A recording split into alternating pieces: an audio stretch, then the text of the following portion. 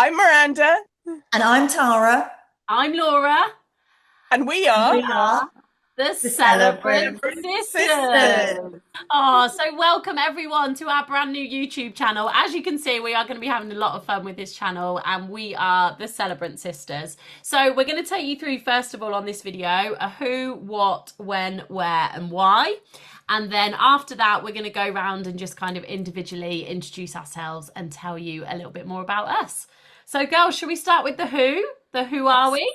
Obviously, we know Absolutely. our names, but more than that, do you girls want to tell us a little bit about that, who we are? Yeah, Tara, I'm going to go and put this to you. Yeah, absolutely. So we are the Celebrant Sisters, and this is being born out of conversations about our love for celebrancy and the community, but also for each other and the bond that we've got between the three of us that's developed over the last few years. And we wanted to create something where we could share our knowledge and our love and our passion for what we do with everybody out there in terms of our families and our couples and anybody that is getting married or planning a celebration of life or a funeral or whatever life event it may be. Absolutely, perfectly answered. I love that. I feel like that's all we need to say, isn't it, really? Brilliant. So, Miranda, I'm going to throw this one to you then. Our what? So, what are we going to be doing? So, we're going to be creating content that is for couples and families who are thinking about how they can create ceremonies for themselves or for their loved ones that are completely unique and personal. And often we find when we work with couples and families, they don't really know what they can do. And so we're going to give you all sorts of ideas and tips for creating beautiful ceremonies. So it is pitched towards couples and families, and you're going to get so much rich content from us and all of our years of experience as celebrants. Fantastic. Okay, so our when. So the when really is when are we going to be sharing the content? So our aim is to be sharing at least one fresh new video for you every single month. But of course, we are friends as well as just being celebrants that work together. So we get together quite often. We're getting together next week to go and see one of our favourite poets. So we will be recording more content for you as and when we're together. But you can expect brand new videos every month, which are really going to help you in that planning towards your ceremony. Okay, so what about our where? Tara, do you want to tell us, I guess, where you're going to be able to find us, but also maybe a little bit about where we're all from and where we're based, who we're going to be helping? Absolutely. So obviously you'll be able to find all our content on YouTube. We obviously have other social media platforms as well, but the Celebrant Sisters is predominantly going to be creating amazing content, which we're going to share on there. So we will be getting you to like and subscribe later on. And it will be, we'll be, as Laura said, we'll be recording roundtable content where we're on Zoom, sharing our knowledge and our passion, but also we'll be out in the field as well, doing some live stuff as well. Yeah, super exciting. And you never know, we might be able to take you with us to ceremonies as well and do a bit of behind the scenes stuff. That would be good fun, wouldn't it? And then what about our why? So, Miranda, do you want to tell us about the why? Like, why have we chosen to do this? Well, as Laura and Tara said, we've been friends for a while and we've always wanted to do something together. So that's part of this. But also, again, we feel like there is a real gap in the market for couples and families to be able to understand how to exercise their freedom of choice, what's possible. We talk about on a daily basis the people that we work with who have no idea what they can do. And if we can help educate people about the possibilities, then when it comes to the time of planning a funeral or a celebration of life, you're a little bit more educated. And the same for weddings, vow renewals, and namings, and all sorts of ceremonies, because once you understand the possibilities, you can apply it anywhere. Absolutely. Yeah. And I think that's so true. Like, we sometimes forget that actually this isn't our first time, but it is our couples and families' first time. Quite often we'll go and meet with a family and it's the first time they've ever had to think about a funeral. Or it might be, if we're meeting with a couple, it might be the first time they've ever been part of a wedding. They might never have been to a friend's wedding or never had a family member get married. So it's really great for us to be able to share that knowledge with you and kind of hold your hand, I guess, through the process. Yeah. Absolutely. Absolutely. And I think one other thing to mention is the landscape of weddings and funerals has changed so much in the time that we've been celebrants and Yeah, continues to evolve and change. And I think really to emphasize what Miranda has said, it's about giving our couples and our families the choice and the knowledge and the freedom to have a celebration the way they want to say goodbye the way they want to, not because of the way they think they have to or they've been told they have to in the past. And yeah. that's such a good point, Tara. That's such a good point. It's about exercising your freedom, not what someone else tells you you should do. Spot on. 100%. And we get asked all the time, don't we? Oh, what should we do? Or how should we do it? And it's actually up to you. Like, you do have a choice. And that's really what we want to get across, don't we, in these videos, to really show people all those different choices that they've got. And how, as your celebrant, we can help with that. Mm. Amazing. Right. So I feel like that kind of covers the Celebrant sisters. But should we dig a little bit deeper into us as individuals? Yeah, Yeah. perfect. Perfect. Amazing. So who wants to go first? Who's going to volunteer? I'll go, that's fine. Yeah. Okay, So, Tara. Right, okay. so Tara, tell us all about you as Tara the Celebrant. Who are you? Tara. Yeah, absolutely. So I am Tara the Celebrant. I live in the Cotswolds with my husband Jules and my two dogs, Mindy and Mitchell. Mindy sometimes joins a Zoom call. She might feature on the YouTube channel. You never know as well. But this is my sixth full year as a working celebrant. Before that, I had worked for many years in financial recruitment. So I worked in the corporate world, and then decided it was definitely time for a change, took a bit of a break, and then I completed a master's in English literature, which was a kind of like a bucket list item that I always wanted to do. My dad died nearly 7 years ago, and he was a rare book dealer for nearly 55 years. So my love for literature and reading and history sort of came from him. So part of this was sort of slightly honoring him, but also between training for my wedding certification and my funeral certification, my dad died very suddenly. And I didn't feel I was in the space to conduct funerals at the time, but actually, I picked funerals up about 3 years ago, having conducted weddings for 3 years, because I felt that I was ready. So, one of the things for me as a celebrant is that I have stood in the shoes of people that I'm looking after, and I do understand, truly understand, what a difficult time it is. So that was kind of part of my journey. But as I said, it's 6 full years now. I've conducted over 300 ceremonies. And just truly love this beyond anything else. And no day is ever the same. And we always talk about this as celebrants. You just never know when the phone rings or an email lands in your inbox or a DM on your Instagram, what that journey is going to take you on in terms of the family story, the couple's story, and the people that you walk into their lives with. It's truly incredible. And what's your favourite thing? Like, what's your absolute favourite thing about weddings, and what's your favourite thing about funerals?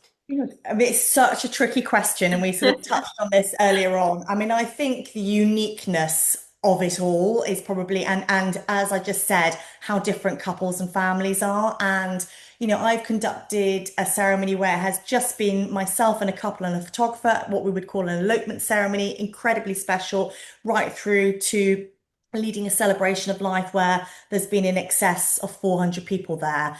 So every ceremony is unique, every ceremony is different. So I really truly love it all. So it's very, very hard to pinpoint one thing. I think one of the standout moments for me was a wedding that I conducted probably 3 years ago now. And the bride's father was very sadly terminally ill. They didn't know if he would be able to make the ceremony. He did. And he walked her down the aisle. He was on a frame, and just the whole ceremony was just it just stood still. It was just that moment. Everybody was so just not captivated, but just so in the moment is probably the word, and that will stay with me for a very long time. And I think he passed away about 6, 8 weeks afterwards, and yeah, truly, truly special. But every ceremony is. Yeah. Oh my gosh, that's amazing. That gave me chills. That, I bet that was just such a special moment to watch that. Very much so. Yeah. Yeah. And how special for that family that he was able to do that and, yeah, be there for that moment. That's amazing. Wow, amazing. Right, Miranda, I feel like we should come to you next. So, Miranda, tell us all about you. Who is Miranda the Celebrant?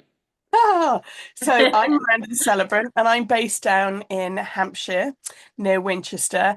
And I've been a celebrant for 14 years, but my journey into it was slightly different. We all have our own journeys into it. I I did the eulogy at my mum's funeral 15 years ago, and the person who conducted my mum's funeral afterwards said, like so many people do, you should consider becoming a celebrant. And I went, no. Not interested.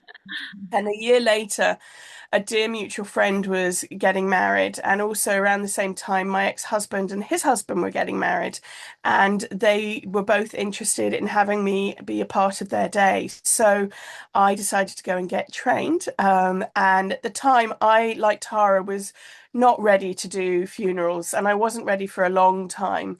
We all have our own grief journeys that we've been on or are on, and for me, I realized that I wanted to bring joy into my life, and doing weddings was the way to do that for me. I also had another full-time job that I was a part of. I was doing business development and organizational development consulting for a company in the States, and it meant I was actually traveling quite a lot overseas. And weddings were great because I could book them months in advance, years in advance, and then plan everything around them. And it just gave me a really lovely point of focus when I wasn't kind of working on my job.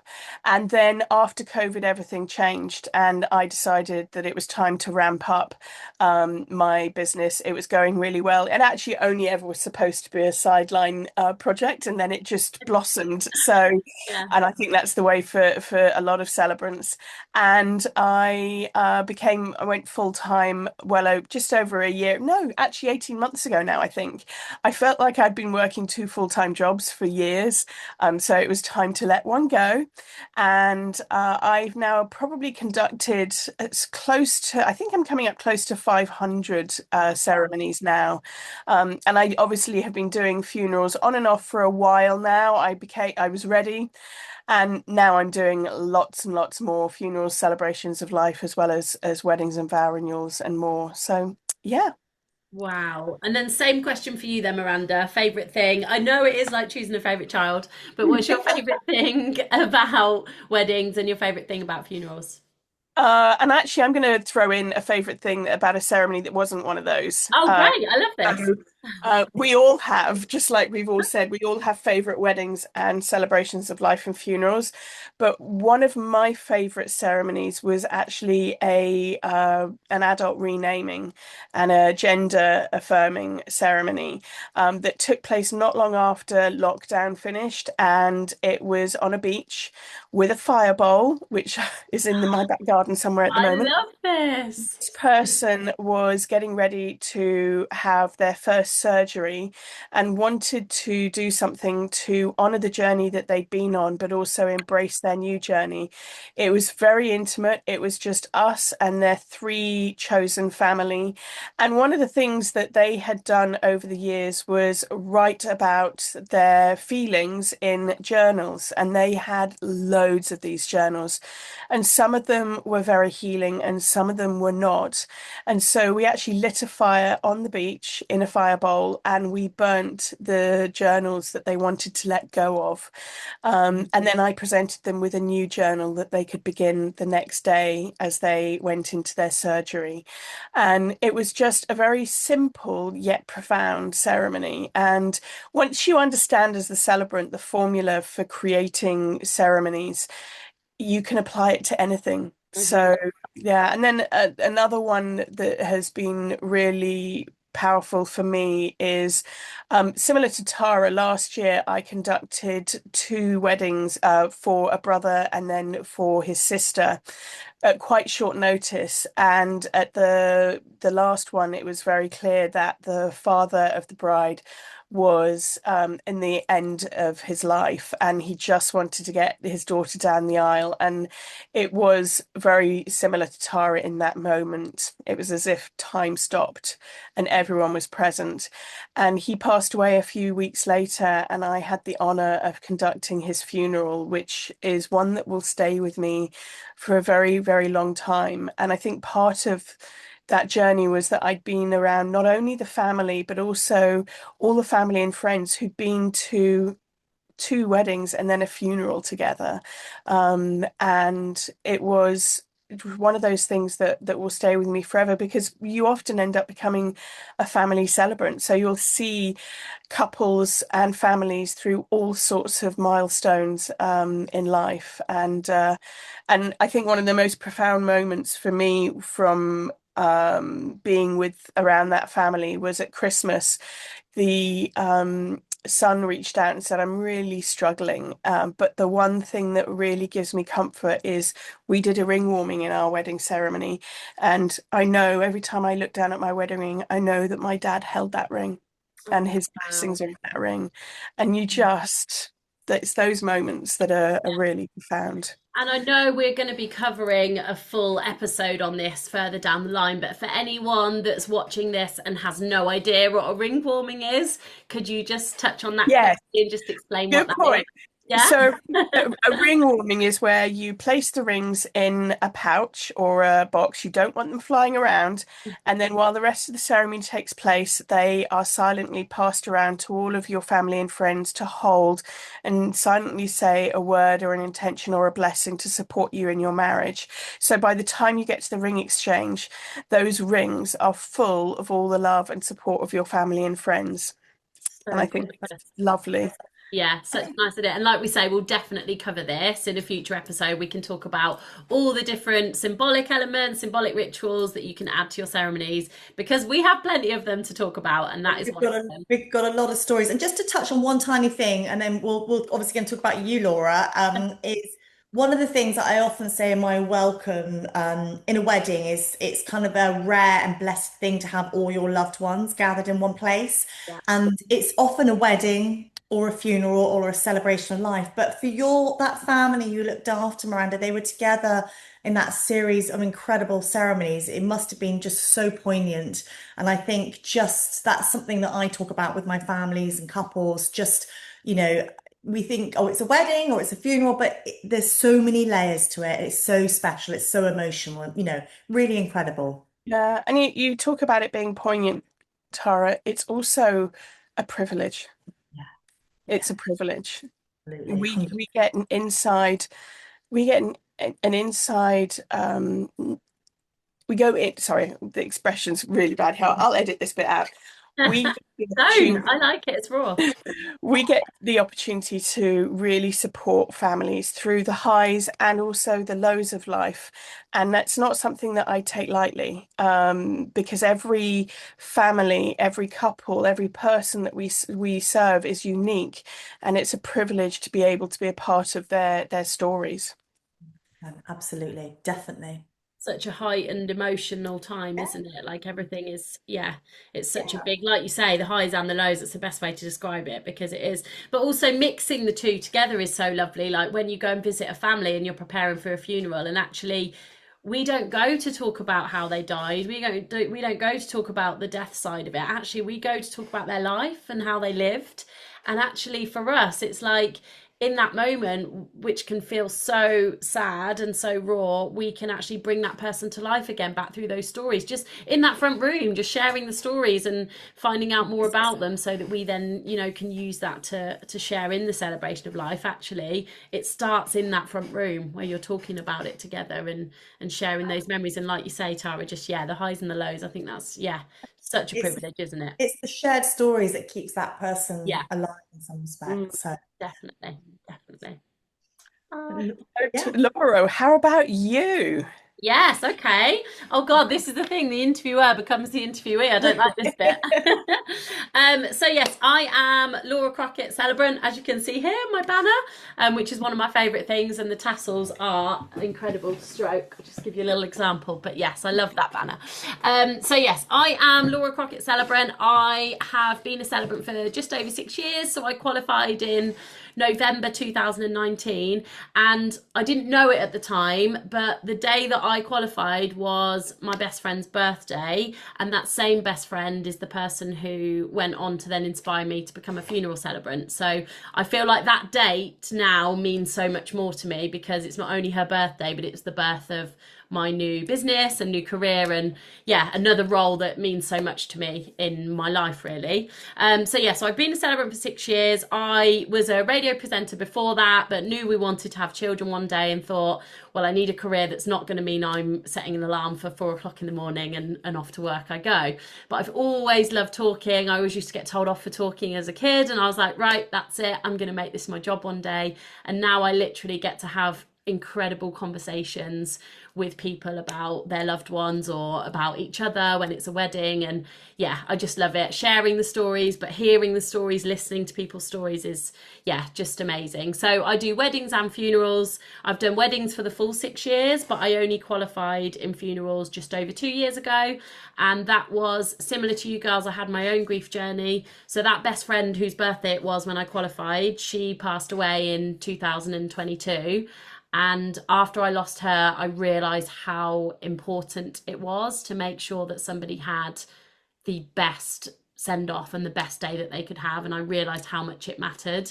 And I think I was, writing a little reading to say at her funeral, but nothing ever felt enough. Like it didn't feel like I could do it enough justice, because how do you sum up somebody's life in, a few minutes? But that made me realise that actually I know the importance of this now. And it was probably another year later that I actually felt ready to qualify. So I did my training in funerals in January 2024, and then I qualified in the March. So yeah, just around 2 years ago now. But I love it, and it's always something that before I qualified as a funeral celebrant, I was worried it would be too sad. And I thought, I am such a, I like to be a joyful person. I like to, be quite a sunshiny personality. Like I like to look on the bright side of life and things like that. So I was always worried it would be sad. And I remember having a conversation with another celebrant who's fantastic and very, very well experienced. And she said to me, it really isn't sad, because you are helping that family through that, and you're talking about that person's life. And once I qualified and I started working with my families, I realized how much joy there is in creating these Spot on, Laura. That's exactly the same. I want to jump in onto sort of you talking there, but I was always fearful that I just didn't want to be at a crematorium all the time. I was always Yeah, fearful it would be so gloomy, it would be so sad, and I was wondering, is my personality too strong? Am I too like, yeah, hello, I'm here? Do you know what I mean? But yeah, actually, there's a lot of families that will want that yeah, joy and that creativity and that, not fun, but just to make it a little lighter and a little brighter. And I think some of absolutely. the people I've met in the funeral industry are amazing. Yeah, So absolutely. And so, yeah, there's so much joy, isn't there? And I think that's the thing. When I first started working with, I've got a local funeral director that I work with regularly. And, I said to them when I first met them, I'm very much wanting to serve families that would like a celebration of life, because that is what I want to focus on. I want to focus on that person's life and sharing all the joy behind that. So, yeah, and I think that's the thing. That's what surprised me the most. And I can't believe how much I love it. Like, I love weddings so much, and I love the joy of weddings, but I also really love doing funerals as well. And I think that privilege that you feel is just fantastic, isn't it? And I think that's something that really, yeah, definitely surprised me. So yeah, so that's a bit more about me. I'm a mum of two. I've got two little boys, so I've run this business alongside having two of them, which yeah, has been a juggle at times, definitely juggling nap times with Zoom calls with couples and things like that. But yeah, I love it and can't imagine myself doing anything else. And to meet, friends like the girls that I just, yeah, adore. And I think having a calling, like you said earlier, Tara, like this is definitely our calling. Like we all know once we found this, that this is what we want to do, and we want to help our couples and help our families and make sure that they have literally the best day ever. So yeah, so that's a bit more about me, really. perfect. Beautifully said, Fantastic. Laura. Yeah. Amazing. Good. Good. So we really hope that you've enjoyed this welcome and introduction video about the Celebrant Sisters. As you can see, we are so passionate about our roles and our careers within celebrancy, and we will have so much to share with you. This is really the tip of the iceberg, but just to give you a flavour of some of the subjects that we might cover coming up in the coming months, it could be how to write your own vows, symbolic rituals within weddings and funerals and maybe namings as well, how to include music in your ceremony, how to plan your own farewell, and the list will go on and on and on. And if you've got any questions or topics that you'd like us to cover, please drop us a note in the comments below, or you can always send us a DM.